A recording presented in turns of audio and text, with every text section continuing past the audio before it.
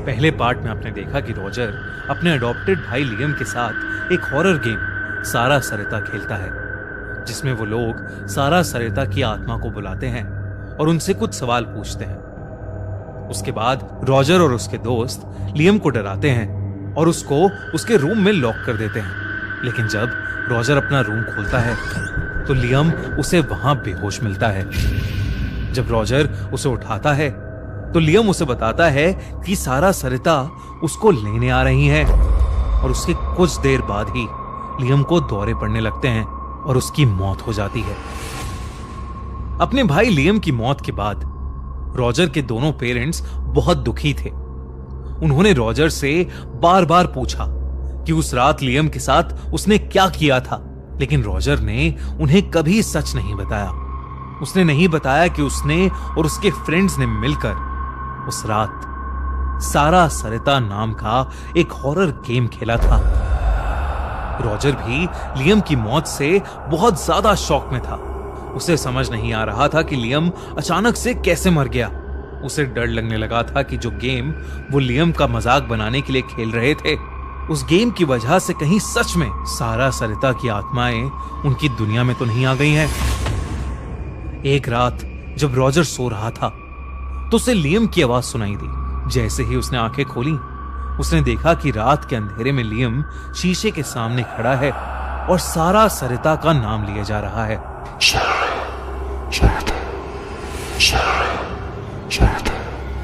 जैसे ही रॉजर ने लियम के कंधे पर हाथ रखा, लियम मुड़ा और उसका चेहरा बहुत ही भयानक लग रहा था। वो जोर से रॉजर पर चिल्लाया। तभी रॉजर ने पाया कि वो तो अपने बेड पर ही है। उसे लगा कि शायद ये उसका कोई बुरा सपना होगा, लेकिन ये सपना अब रॉजर को हर रात बार बार आने लगा था। रॉजर ने अपनी फ्रेंड एमा को अपने सपनों के बारे में बताया और उसने एमा से ये भी कहा कि लियम मरने से पहले उससे कह रहा था कि उसे सारा सरिता दिख रही है और वो उसे अपने साथ ले जाना चाहती है। तब उसकी फ्रेंड एमा ने रॉजर को कुछ ऐसा बताया जिसे सुनकर रॉजर के होश उड़ गए। एमा ने घबराते हुए कहा कि उसे भी उस रात के बाद बार बार दो अजीब सी दिखने वाली लड़कियां दिख रही हैं। एमा ने रॉजर से ये भी कहा कि उन्हें सारा सरिता हॉरर गेम बीच में नहीं छोड़ना चाहिए था। रॉजर ने जब इसका मतलब पूछा तो एमा ने उसे सारा सरिता की पूरी कहानी बताई।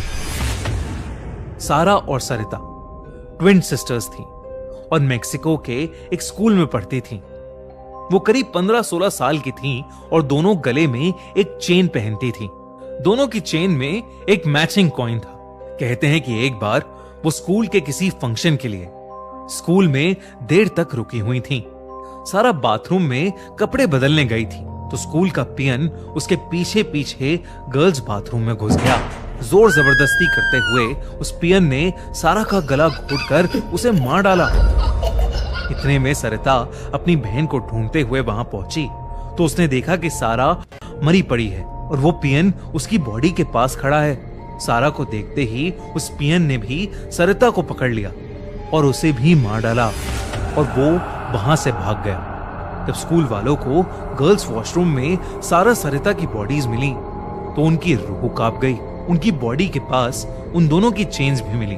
एक चेन के कॉइन पर हेड था और एक चेन के कॉइन पर टेल्स।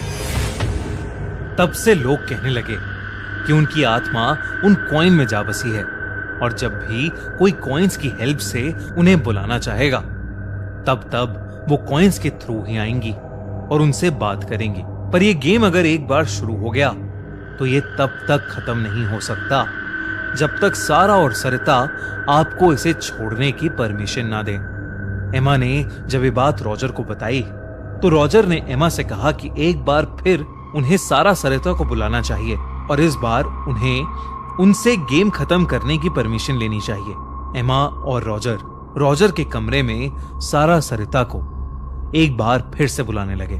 सारा सरिता, क्या हम तुम्हारा गेम खेल सकते हैं? ये बोलकर दोनों ने अपने हाथ में लिए कॉइन उछाले।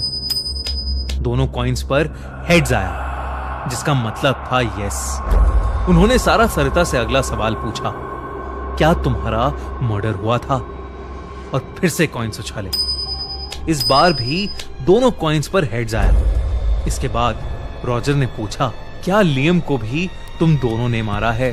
और फिर से उन दोनों ने कॉइन्स उछाले। इस बार जब कॉइन्स गिरे तो दोनों कॉइन्स पर टेल्स आया, जिसका मतलब था नो। लेकिन फिर अचानक रॉजर के कमरे की लाइट्स फ्लिकर करने लगी और उन दोनों को ऐसा लगने लगा कि जैसे दो लड़कियां उन दोनों पर हंस रही हों। वो कॉइन्स जो जमीन पर पड़े थे वो अपने आप हवा में उठे और घूमकर हेड्स पर आ गिरे। अचानक लाइट्स की फ्लिकरिंग बंद हो गई और वो हंसी की आवाज भी रुक गई। मतलब साफ था, सारा सरिता लियम को मारने वाली बात पर यस कह रहे थे। अचानक से एमा की तबीयत खराब होने लगी थी। उसने रॉजर को गेम एंड करने के लिए कहा तो रॉजर ने पूछा कि क्या हम तुम्हारा गेम छोड़ सकते हैं?